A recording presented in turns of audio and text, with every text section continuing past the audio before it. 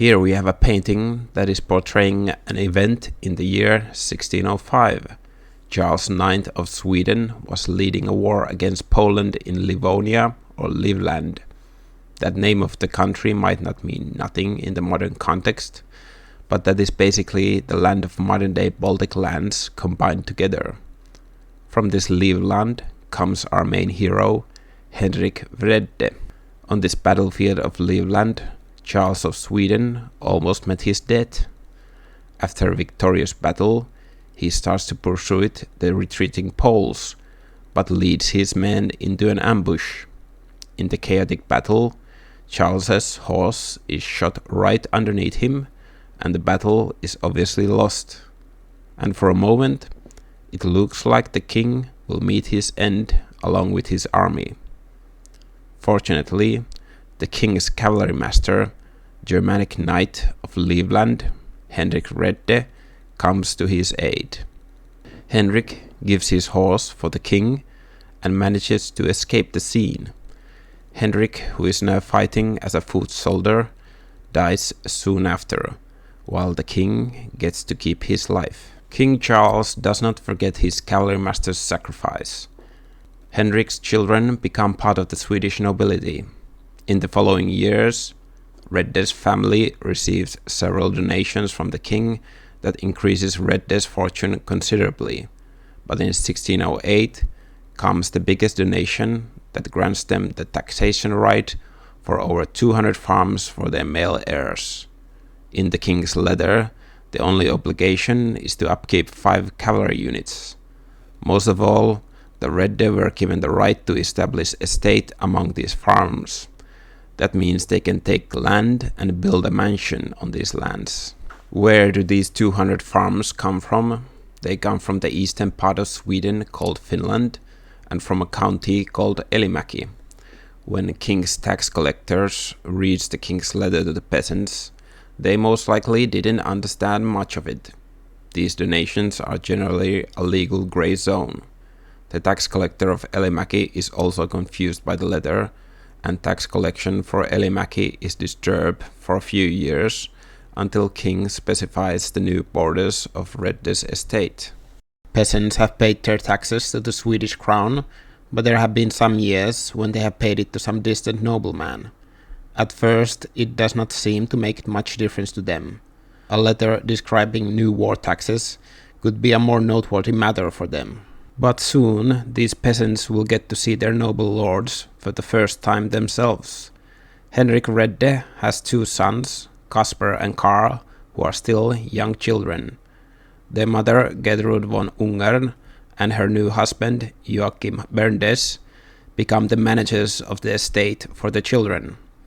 Instead of being distant tax collectors, they will actually take the reins of power by establishing several mansions around the area in the coming years. These mansions and the estates around them will become beacons of their power. Their first mansion is built on the village of Peippola in Elimä. The mansion or the estate requires half of the village's lands. 8 peasants have not managed to pay taxes, so their lands are seized at the following assembly. This is something completely different for the peasants. One of the peasants refuses to leave his farm. He receives a fine of 30 copper coins in the assembly. That is a hefty fine, since there was basically no currency in the county. The peasant does not accept the judgment and leaves to make a complaint to the king. Meanwhile, Joachim Berndes seizes his land and the most valuable property from it, that includes food items and a horse. They work as a payment for the fine. The peasant returns few years later with a letter from the new king Gustavus Adolphus, who was Charles's son. The letter asks for the matter to be examined again in the assembly. Once again, the assembly concludes that everything has happened in a lawful manner. The peasant disappears from the tax records, but this one disgruntled peasant's actions have set in motion events that seem to repeat themselves through the following history. At this point, it is important to remind the listener that peasants didn't have real property rights for their lands. They had family right, which meant that they could pass the farm and maybe split it for their sons. But selling the farm outside of the family could only be licensed by the crown. When they failed to pay taxes for 3 years, they usually lost their family right. But the crown didn't banish the misfortunate peasants. The same peasants usually continued farming because there was no other buyers to make their small patches of land profitable. Although they were under the realms of the 4 estates, the Finnish peasants were not used to the European feudalism. They were mostly free to live their life in the sparsely populated country. It is known that the Finnish peasants had paid their taxes way before falling under the Swedish rule, in which is showcased a different tax systems from different Finnish tribes. These old tax systems were unified by the Swedish rule slowly. Also, the assemblies that I will keep talking about are called käräjät. They were old Norse way of gathering for upholding the loose social structure. Most of the time, peasants held them by themselves, with the layman gathered from the peasants themselves. These were also slowly combined to the Swedish law by combining it to the written law of kingdom and slowly introducing regular officials of the crown into them. Joachim Burdens, who comes from the established estate of the Wrede family, is from a completely different world. He comes from regulated feudalistic society of Livland, where most of the peasants were serfs.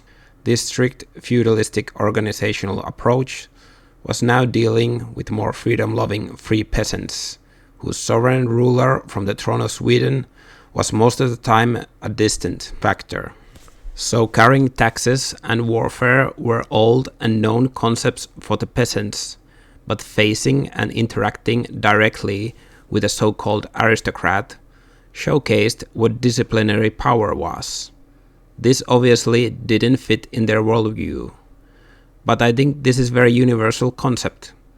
Kings can be loved since they are almost otherworldly deities that you will never see, unlike feudal lords that push their hierarchical power onto you on your everyday life. This is showcased in the assembly records.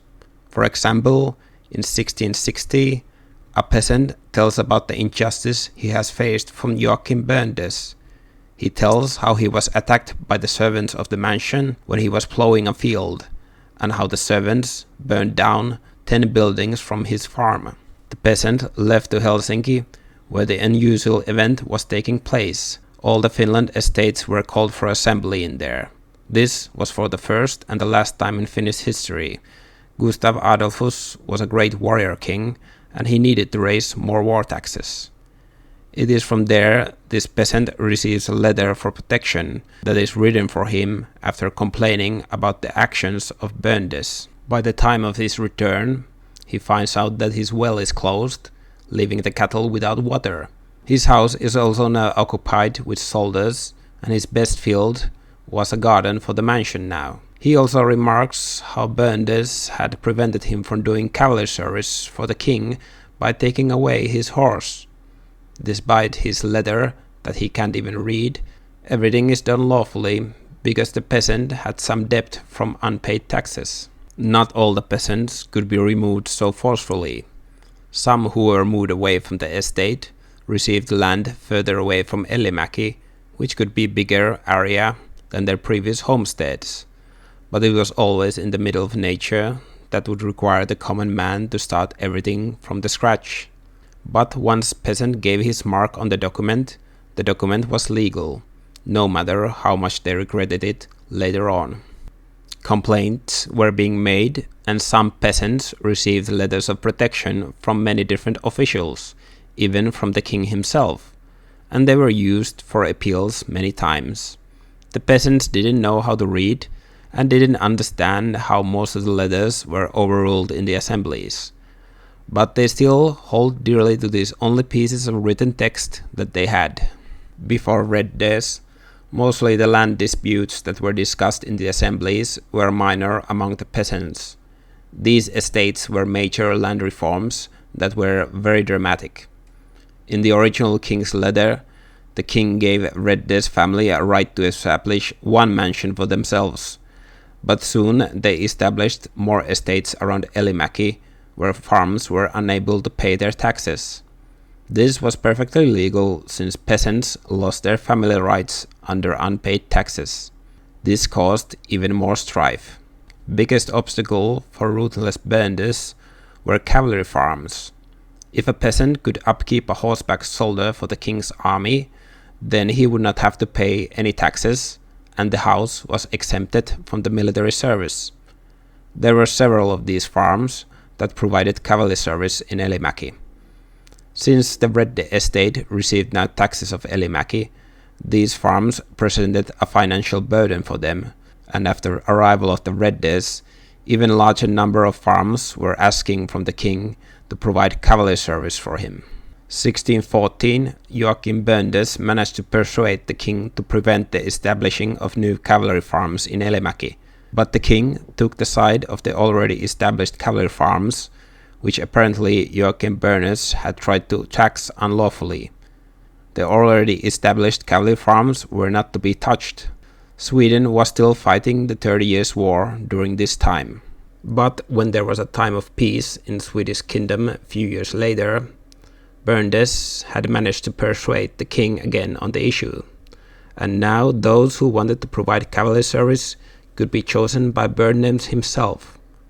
He, of course, chose to end cavalry service completely in Elimäki to maximize his profits from the peasants. At least in the king's letter, he was prevented to remove the family rights for their land. For now, this was a major victory for Wrede's family. The estates had now right to choose which men could be in the service of military. Military service was for life. It was another form of blackmail that would be used to get peasants to sign away their land and taxation rights. If someone gave trouble, then he could be a foot soldier for the army and he would be never seen again. Another strife is caused by buying almost all the meadows from the peasants. Wrede's estate had a large cattle economy and natural meadows were the only place for animal fodder. The peasants had also some animals, although not that numerous. Still, this hay from the meadows was the only way to feed the cattle.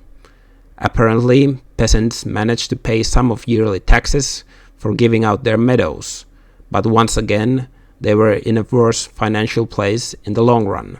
After all this scheming brewing in the background, there were of course taxes. All the taxes were paid to the estate that owned the peasants' land instead of the crown. Here is a good example what one house had to pay in taxes per year in the early 17th century when Wredes were establishing their rule. 4 barrels of rye or barley, 2 barrels of oats, almost 20 kilos of butter, 3 silver coins, half a sheep, 3 chickens, and around 2 tons of hay. This amount of hay depends on how much farmland you have. The contract specifically specifies that it doesn't matter if the farmland is any good or bad. One must pay according to how much the house possesses this land, whether it was good or not. Then there was of course farm labor. For the estate, this must be done 6 days per year. This is extremely heavy tax burden, considering that the peasants' crops failed every 5 years approximately. At this point, it still follows quite closely of what crown used to took. But this was not all the taxes that the peasant had to pay. There were additional taxes for the cattle, using the mill to produce flour, salaries for the priest, road maintenance, and of course the houses had obligation for grinding flour, baking, and offering rides for the estate. And if you broke this tax contract, then you would receive a fine of 300 pieces of silver, an absurd amount. As a feudal lord, Bönders could of course change the taxes and give some exemptions in exchange. This is exactly what he does, because his vast farmland needs more labor than farm products. This is the final breaking point. Peasants were used to working 6 days per year for the mansion's land. Now, if they wanted to lower the overall taxes, they had to work 52 days per year for the mansion. They were pressured with the threats of evictions from their home farms. But their own farms need labor, and now they have to work during the best season for the estate, where they are whipped to discipline under a sadistic foreman. But they are not servants, they are free peasants in their mind. This corporal punishment of the nobles was actually legal at certain points in history, which seemed to correlate with the peasant uprisings. By 1640s, Henrik Wrede's sons, Caspar and Karl, were now managing the estates instead of their stepfather. Some peasants are unruly and are ignoring their obligations to day labor, and some have received small fines from the assemblies. In 1642, 2 peasants leave for Stockholm. Their mission of the trip is to complain to the king about the unjust situation, especially the heavy tax burden. One of the peasants is called Matti Sihvonpoika, who becomes an instrumental leader for the peasants. In Stockholm, the throne is in the hands of Queen Christina. She sends a warning letter to the old matriarch Gertrud von Ungern. Peasants should be given an option to return paying taxes in their farms as agricultural products instead of day labor. Also, the family rights for the farms should not be trampled upon. It appears from this letter that this is not the first time that Wrede's family has received advice like this. Finnish peasants returned to Elimäki, and now they have received a valuable protection letter from the queen. In the following year, peasants were not doing all the work days for the local mansions in Elimäki. They trust at the queen's letter of protection, while ignoring the fact that they have legally signed for a heavy day labor schedule for life, at least according to Wrede's family. King's highest official from the nearby Viaborg castle arrives to the assembly to showcase authority and tells the peasants to pay their taxes in day labor in obedience. All the peasants present in assembly shout no in unison, and the situation remains unsolved. Karl Wrede has an official position in the court. This gives him an easy access to present his counter case to the queen. Another assembly is called in 1644, and this time it is a huge court case. Jury must be gathered from the peasants outside of Elimäki, because almost every peasant of Elimäki had a complaint to make and was under accusation of skipping day labor. Although some peasants, who lived far away from the mansions, didn't leave any complaints.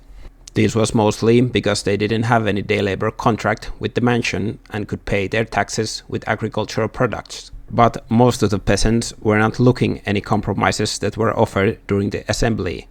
Peasant Matti Sihvo, who had worked as a liaison to the court of Stockholm for peasants, was blamed for the mood.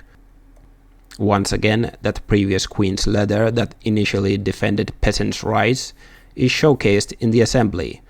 It states that the estate farms should not pay more taxes than the crown farms, but at the same time, it gives noble lords chance to rule over taxation as they want.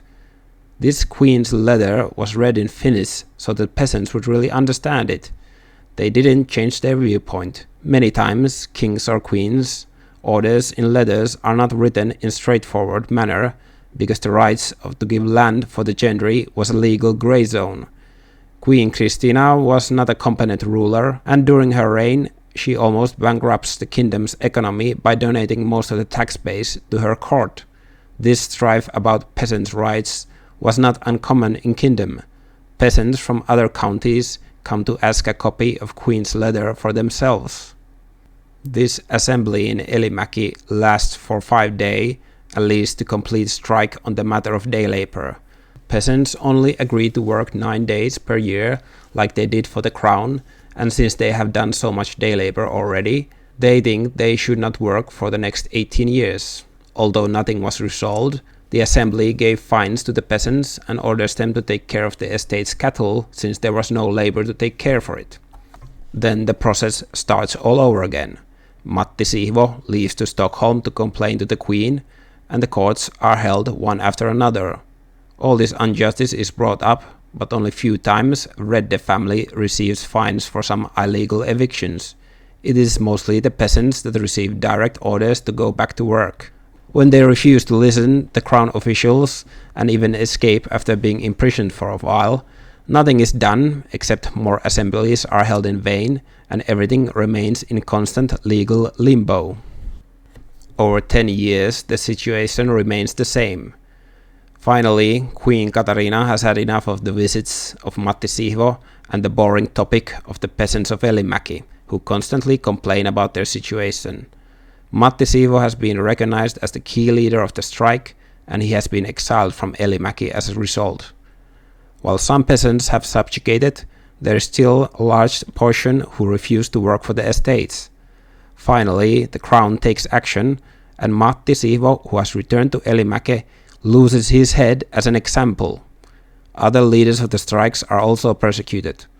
While all of this takes place, Wrede's family rises higher in the Swedish gentry and receives the title of Baron.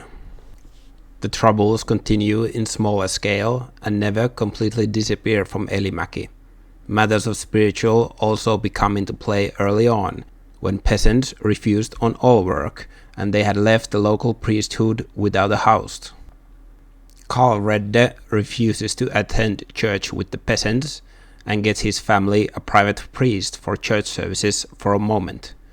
Although serving the congregation without a house close by is troublesome, the chaplains and priests don't hold it against the peasants.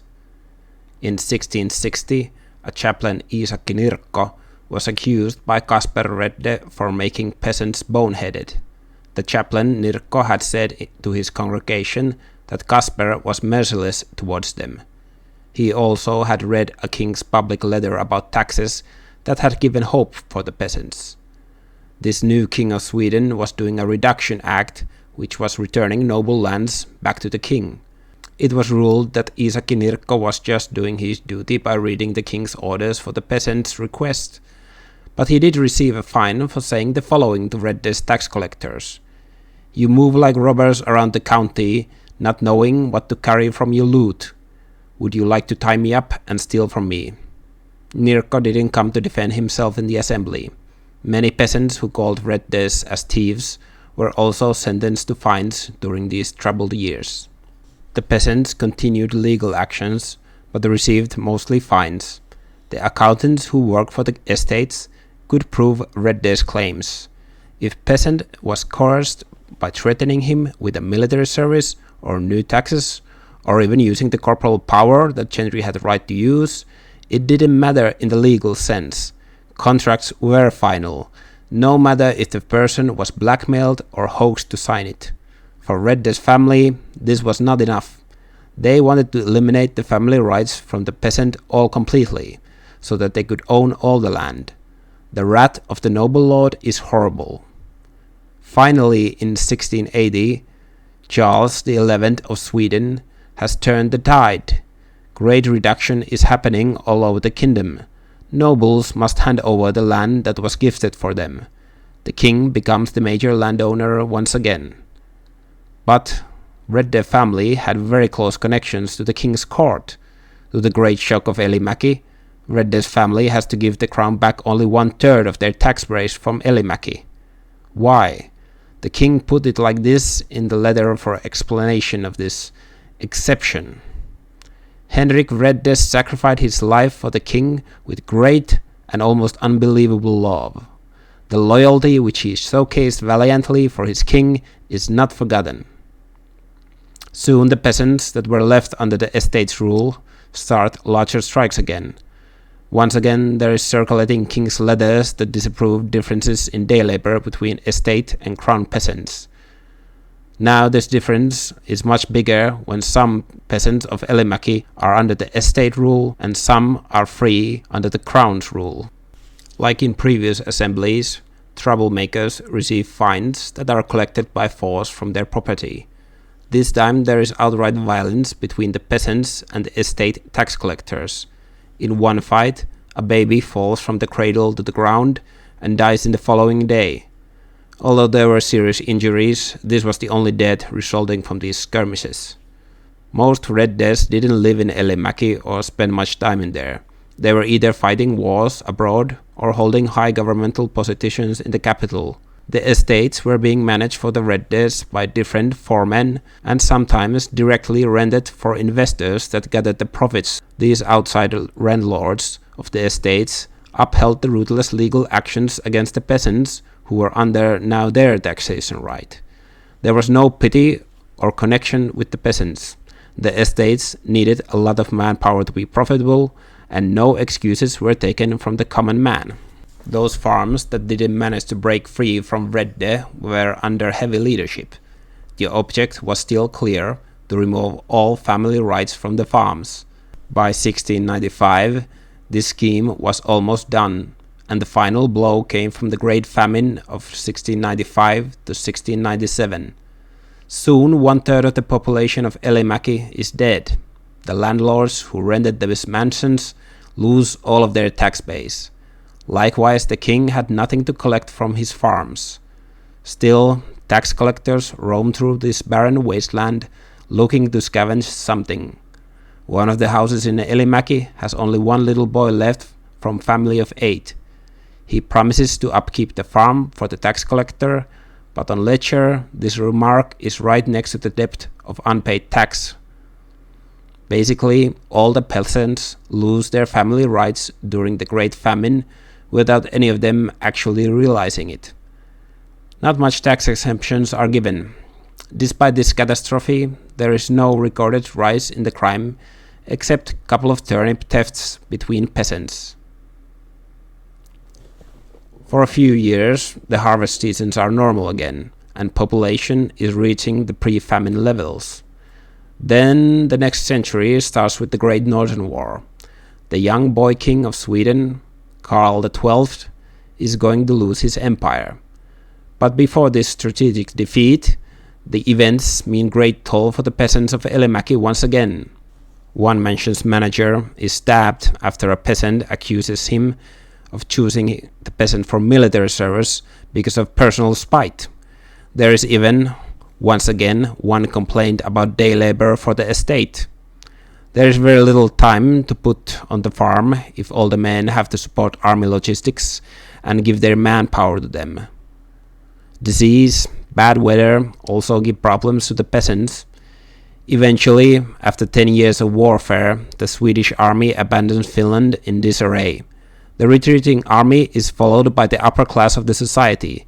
Estates are abandoned for the first time. For peasants, only place to hide from the coming Cossacks is the nearby forest. Now it is time for another tragic event, the Great Rat.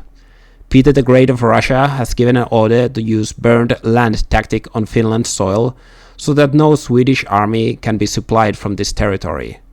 For a Finnish peasant, this means genocide in many areas.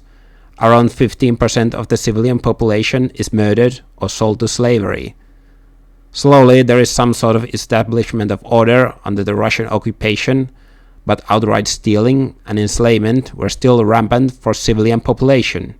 Finally, in 1721, the great turmoil ends and Russian occupation ends for the most of Finland. Elimä is in shambles. Records tell us that when a small number of refugees, soldiers and even prisoners managed to return, their fields were taken by neighbors and new farmers who were living in their houses. But most of the houses are abandoned for decades. In the fields, only men and women pull the plows because there were no more animals left. Also, none of the estate farmers have done their day labor to the estates for a long time. Once again, they complain how they have to work once per week while peasants of the crown work only 9 days per year. They had no concept that at this point they were basically rent farmers under the rental contract. I guess if the whole land is scorched down, it is very hard to tell who stands where in the social ladder. The Swedish nobility and the court are in disarray after losing the war. After 20 years of political struggle, another rematch is taken between Sweden and Russia when pro-war powers take hold in the Swedish court. Once again, the peasants pay for the marching army and then watch in horror as they once again retreat. This time the Russian occupation is called Small Rat, and compared to the previous occupation, it is somewhat more civilized, which means that after the peace treaty, the estates are more strict for returning to the normal order of taxes. The Russian border moves again much closer to Elimä. From there, peasants hear how bad the economy is in the complete serfdom. They themselves work a half a week for the estates. The workday consists from dusk till dawn. In Nordic summer that means 12 hours a day. After the Great Rot, Law book is changed, and the legality for estates to lash out whip is once again introduced. At this point of time, Wrede's family had sold most of the estates to other members of Swedish gentry. Only one mention is kept for the Wrede. The noble act of Henrik Wrede seems so distant in these ages.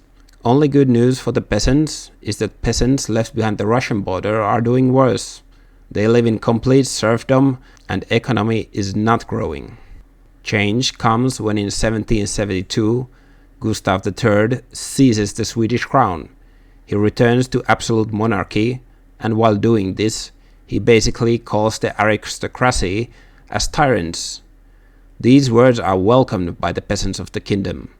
Also in Elimä, king's words start the strikes immediately.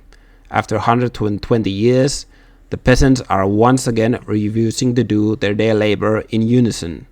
This time they are met with harsh government officials that escalate the situation quickly.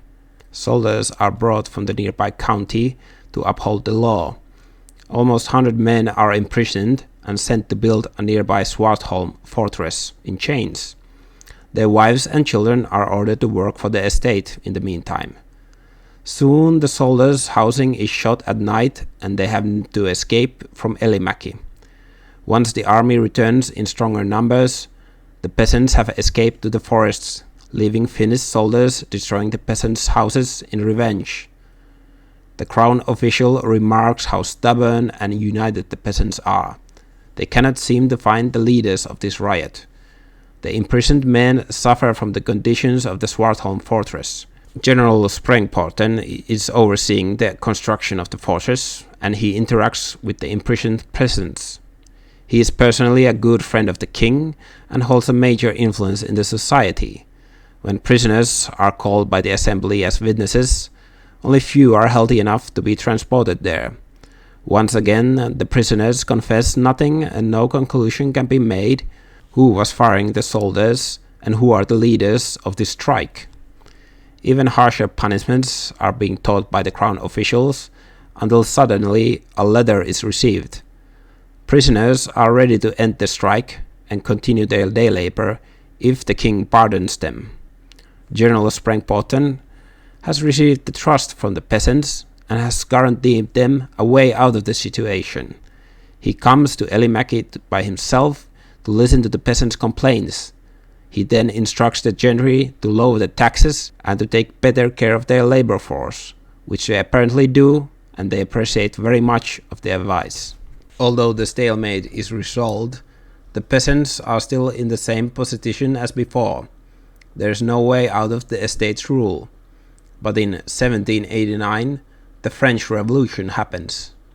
Suddenly, the gentry has seen a nightmare, and the harsh, feudalistic views disappear from the aristocracy. Property rights for the peasants are introduced. Farms in Elimä that got out of the estate's rule over 100 years ago can now buy their properties. Those that have family rights for their current farms are now actual owners of their land, just like those big estates around them. The estates have also a chance to sell their land back to the farmers, but this is not a popular move at the moment. There are still a few wars to be fought, and the new king that has been so good for its peasants wants war. He wants to return the Finnish borders back to their original place. He gets his war with Russia in 1788 that lasts for 2 years and changes nothing for the borders. There are a few tactical victories, but no conclusive strike.